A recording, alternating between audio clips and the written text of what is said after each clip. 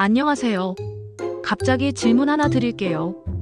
혹시 이런 생각 해보신 적 있으세요? 내가 방금 뭘 하려고 했더라? 아니면 이름이 뭐였지? 하고 가물가물했던 순간 말이죠. 누구나 한 번쯤 겪는 일이지만 혹시 치매는 아닐까 하고 가슴 철렁했던 분들도 계실 겁니다. 오늘은 바로 이 치매에 대한 이야기를 함께 나눠볼까 해요. 막연하게 두려워하고 걱정하기보다 정확히 알고 미리 대비하는 것이 중요하겠죠. 오늘은 치매가 무엇인지, 어떤 증상들이 나타나는지, 그리고 가장 중요한 예방법까지 모든 것을 친근하고 쉽게 풀어보는 시간을 갖겠습니다. 자, 그럼 첫 번째 이야기부터 힘차게 시작해볼까요? 치매의 정의는 많은 분들이 치매라고 하면 그저 기억력이 나빠지는 병으로만 생각하시는데요. 사실 치매는 단순히 기억력만의 문제가 아닙니다. 치매는 여러 가지 복합적인 원인으로 인해 뇌가 손상되면서 기억력, 언어 능력, 판단력, 계산 능력 등 여러 인지 기능이 전반적으로 저하되는 질환을 의미합니다. 단순히 건망증과는 다르다는 거죠. 그럼 가장 궁금해하실 만한 질문들부터 풀어볼까요? 건망증과 치매, 어떻게 다른가요? 아주 흔한 질문이죠. 건망증은 힌트를 주면 잊었던 내용을 떠올릴 수 있거나 중요한 일을 제외한 세부적인 내용을 잊어버리는 경우가 많습니다. 예를 들어, 열쇠를 어디에 뒀더라 하면서 잠시 잊는 거죠. 하지만 치매는 아예 사건 자체를 기억하지 못합니다. 열쇠를 잃어버렸다는 사실 자체를 잊는 단계에 가깝습니다. 더욱이 건망증은 일상생활에 큰 지장을 주지 않지만 치매는 일상생활과 사회생활에 심각한 어려움을 초래합니다. 예를 들어 길을 잃거나 돈 계산을 전혀 하지 못하는 등 혼자서 생활하기가 어려워지죠. 치매는 무조건 유전되나요? 이것도 많이들 걱정하시죠. 특정 유형의 치매, 예를 들어 가족성 알츠하이머병처럼 유전되는 경우도 있지만 전체 치매의 1% 미만에 불과합니다. 대부분의 치매는 생활습관이나 환경 요인에 더 큰 영향을 받아요.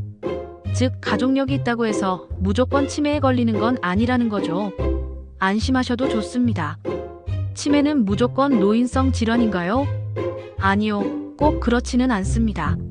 물론 고령일수록 발병률이 높아지는 것은 맞지만 65세 미만에서도 치매가 발생할 수 있습니다. 이를 초록이 치매라고 하는데요.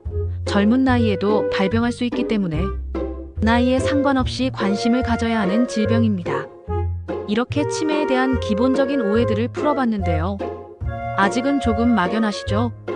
그럼 다음 이야기에서는 치매의 대표적인 증상들을 구체적으로 알아보겠습니다. 치매는 한 가지 증상으로만 나타나는 것이 아니라 여러 가지 증상들이 복합적으로 나타납니다. 하지만 초기에는 겉으로 잘 드러나지 않거나 단순히 나이 들어서 그런 거라고 생각하기 쉬워서 조기 진단이 어려운 경우가 많아요. 어떤 증상들이 있는지 함께 살펴보며 내 주변 사람이나 혹시나 자신에게 이런 변화는 없는지 한번 되짚어보는 시간 가져봐요. 1. 기억력 저하 가장 흔하고 대표적인 증상이죠. 최근 일어난 일을 자주 잊거나 중요한 약속을 잊어버리는 등 새로운 정보를 기억하는데 어려움을 겪습니다. 몇 년 전 일은 잘 기억하는데 어제 저녁 식사를 뭘 먹었는지 기억 못하는 경우가 많아요. 2. 언어 능력 저하 단어를 찾기 어려워하거나 말문이 막히는 경험을 자주 합니다. 원래 알던 단어가 생각나지 않아 그거 있잖아, 그거 하면서 헤매는 경우가 잦아지죠. 대화 도중에도 주제에서 벗어나거나 이해하기 어려운 말을 하는 경우도 있습니다. 3. 시공간 파악 능력 저하 익숙한 장소에서 길을 잃거나 방향 감각을 상실하는 경우가 생깁니다. 평소 다니던 길인데 갑자기 낯설게 느껴지거나 자기 집 주소를 헷갈리는 등의 증상입니다. 집안에서도 물건을 엉뚱한 곳에 두기도 합니다. 4. 판단력 및 문제 해결 능력 저하 올바른 판단을 내리기 어려워하거나 돈 계산을 제대로 하지 못하는 경우가 발생합니다. 예를 들어 식당에서 계산할 때 거스름돈을 잘못 받거나 불필요한 물건을 계속 구매하는 등의 모습이죠. 간단한 문제 해결에도 어려움을 겪습니다. 5. 일상생활 수행 능력 저하 옷을 입거나 밥을 먹거나 개인 위생을 챙기는 등 기본적인 일상생활에 어려움을 겪습니다. 가스불을 켜놓고 잊어버리거나 수도꼭지를 잠그는 것을 깜빡하는 등 안전에도 문제가 생길 수 있습니다. 6. 성격 변화 및 감정 기복 평소와 다른 성격 변화를 보이거나 이유 없이 짜증을 내거나 우울해하는 등 감정 기복이 심해질 수 있습니다. 의심이 많아지거나 공격적인 행동을 보이기도 합니다.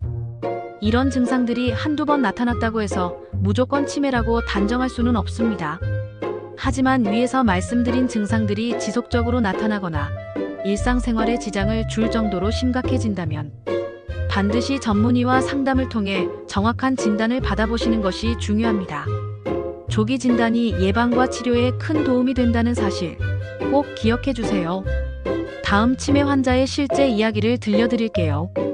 우리가 방금 이야기 나눴던 증상들이 한 사람의 삶에서 어떻게 나타나는지, 그리고 가족들은 어떤 어려움을 겪게 되는지 좀 더 현실적으로 이해하는 데 도움이 될 겁니다.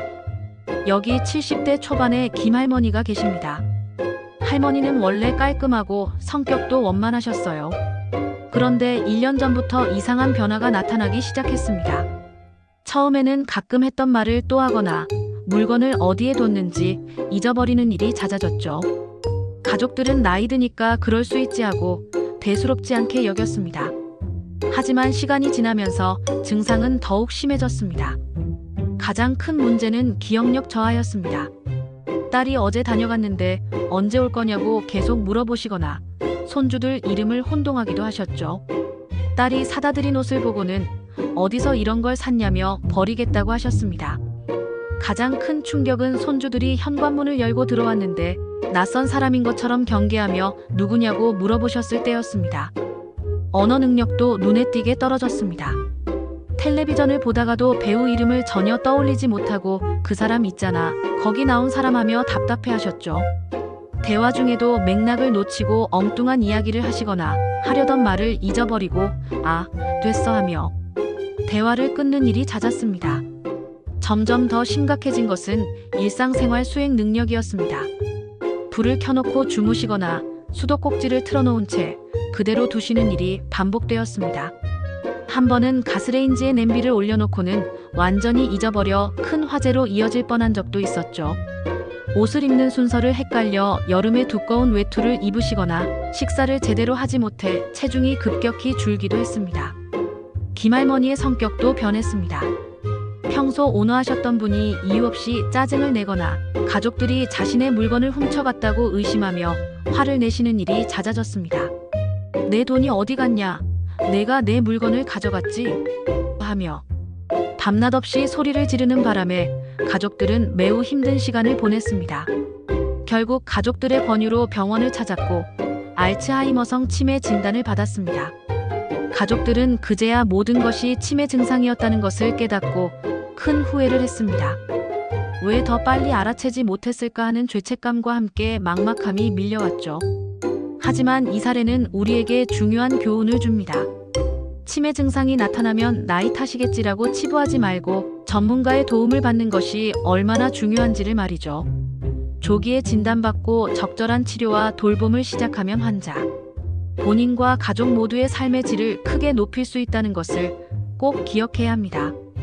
다음은 알츠하이머병과 혈관성 치매의 차이에 대해 알아보겠습니다.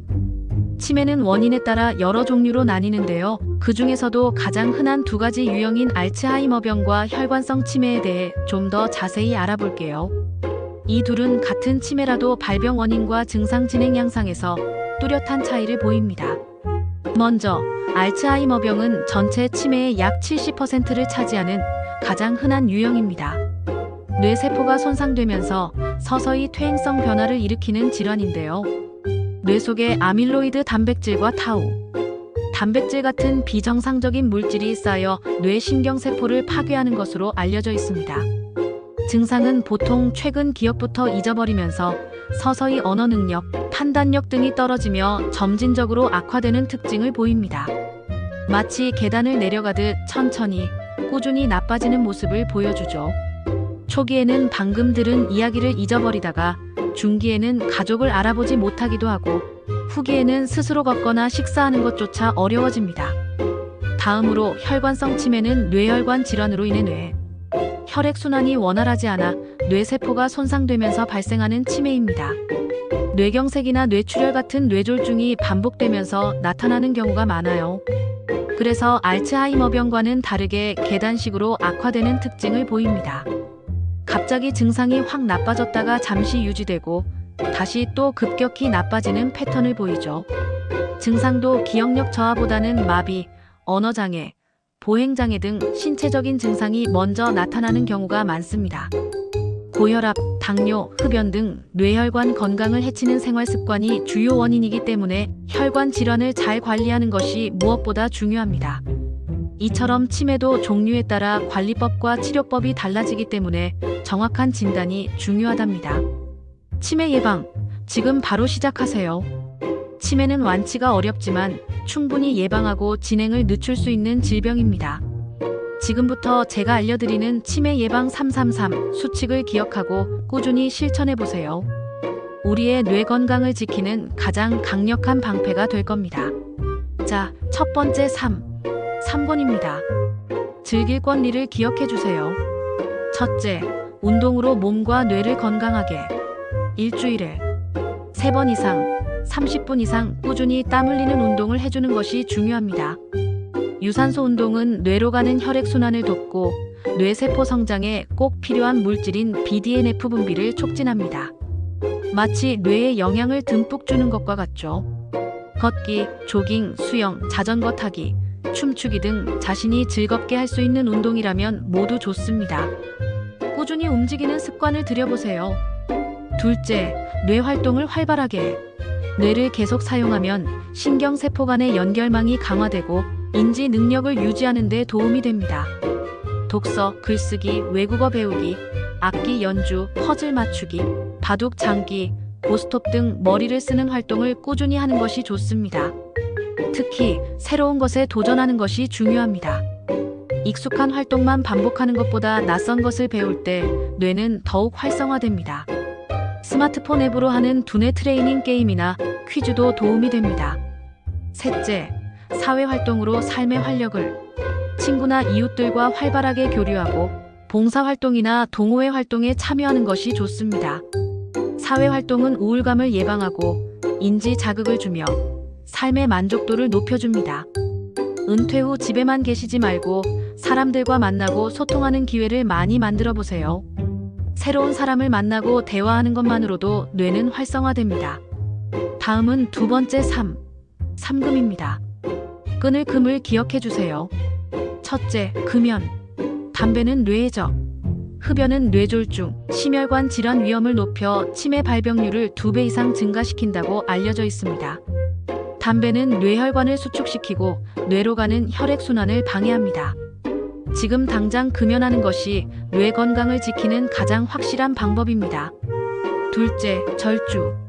과도한 음주는 뇌를 손상시킵니다.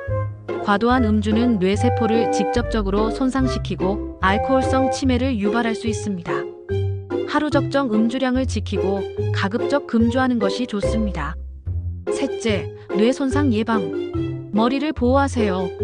머리를 심하게 다치는 것은 치매 발병 위험을 높일 수 있습니다. 자전거 탈 때는 헬멧을 착용하고 낙상 사고에 주의하며 안전벨트 착용을 생활화해야 합니다. 작은 사고에도 뇌가 손상될 수 있다는 것을 항상 명심해야 합니다. 마지막 세 번째 3꼬입니다.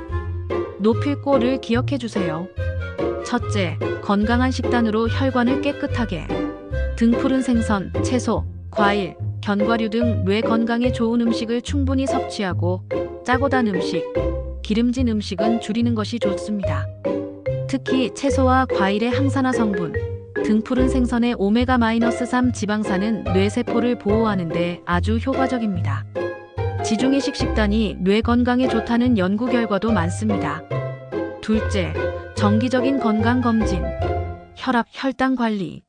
고혈압, 당뇨병, 고지혈증 등 만성질환은 치매의 주요 위험 요인입니다. 이들은 혈관을 손상시켜 뇌 혈액순환을 방해하는 침묵의 도둑과 같습니다. 정기적인 건강검진을 통해 자신의 건강 상태를 확인하고 혈압과 혈당을 꾸준히 관리하는 것이 중요합니다. 셋째, 소통하고 즐겁게. 긍정적인 마음으로. 가족, 친구들과 자주 소통하고 스트레스를 그때그때 해소하며 긍정적인 마음을 가지는 것이 중요합니다.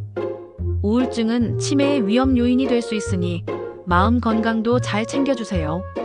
스트레스는 뇌에 해로운 호르몬인 코르티솔을 분비시켜 뇌세포를 손상시킬 수 있습니다. 다음은 치료 접근법 및 가족 돌봄 지원에 대해서 알아보겠습니다. 치매는 완치가 어렵지만 적절한 치료와 관리를 통해 진행을 늦추고 증상을 완화할 수 있습니다. 치료는 크게 약물 치료와 비약물 치료로 나눌 수 있어요. 약물 치료는 주로 인지 기능을 향상시키거나 문제 행동을 줄이는 약물을 사용합니다. 알츠하이머병 초기에는 뇌신경 전달 물질을 조절하는 약물을 사용해 증상 진행을 늦추는 데 도움을 받을 수 있습니다. 혈관성 치매의 경우에는 뇌졸중 재발을 막는 약물 치료가 병행됩니다. 비약물 치료는 인지 재활 치료가 대표적입니다. 그림 그리기, 음악 감상, 신체 활동 등 다양한 인지 훈련을 통해 남아있는 인지 기능을 최대한 유지하고 우울증 등 정서적 문제를 개선하는 데 초점을 맞춥니다. 예를 들어 옛 추억을 회상하는 회상요법, 익숙한 음악을 듣는 음악요법, 그림이나 공예를 하는 미술요법 등이 모두 여기에 속합니다. 가족의 역할도 매우 중요합니다. 치매 환자를 돌보는 일은 신체적, 정신적으로 매우 힘든 일이기에 가족 돌봄 지원 서비스를 적극적으로 활용하는 것이 좋습니다. 주간보호센터나 요양원 같은 시설을 이용하거나 가정 방문 간호 서비스를 받는 등 다양한 선택지가 있습니다. 환자뿐만 아니라 가족도 건강하게 지낼 수 있도록 전문가의 도움을 받는 것이 중요해요. 다음은 사회적 자원 및 복지 서비스에 대해 알아보겠습니다. 우리나라는 치매 환자와 가족을 위한 다양한 사회적 자원과 복지 서비스를 제공하고 있습니다. 가장 먼저 치매 안심센터를 기억해 주세요. 전국 보건소에 설치된 공공기관으로 치매에 대한 모든 것을 원스톱으로 해결해 주는 곳입니다. 이곳에서는 전문 상담사와 함께하는 1:1 상담, 무료 기억력 검사, 치매 진단 및 등록, 그리고 환자분들을 위한 인지 강화 프로그램까지 체계적인 도움을 받을 수 있습니다. 특히 치매 환자를 돌보는 가족들을 위한 가족교육 프로그램이나 자조 모임도 운영하고 있어 서로의 경험을 나누고 정서적인 지지를 얻을 수 있다는 큰 장점이 있습니다. 다음으로는 노인장기요양보험 제도가 있습니다.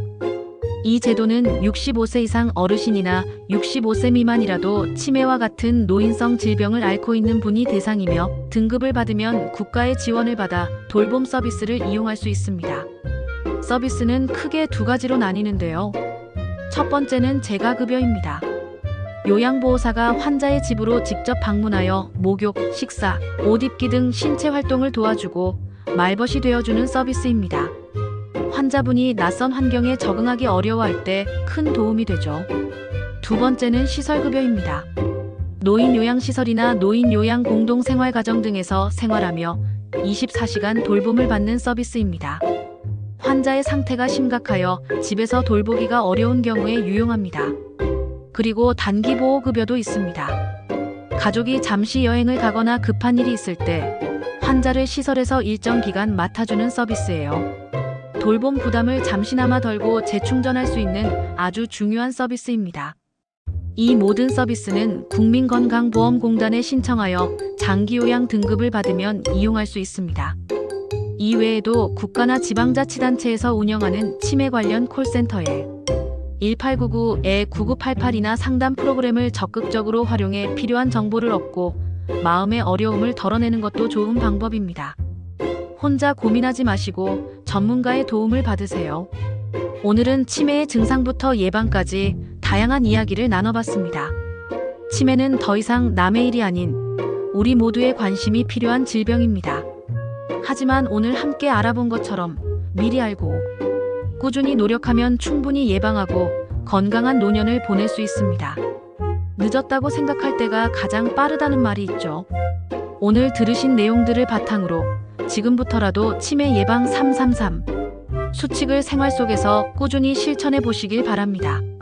작은 습관들이 모여 우리의 뇌를 튼튼하게 지켜줄 거예요. 혹시 주변에 치매로 힘들어하는 가족이나 이웃이 있다면 따뜻한 관심과 사랑으로 함께해 주세요. 혼자 감당하기 어려운 치매와의 싸움, 우리 사회가 함께 힘을 모아야 할 때입니다.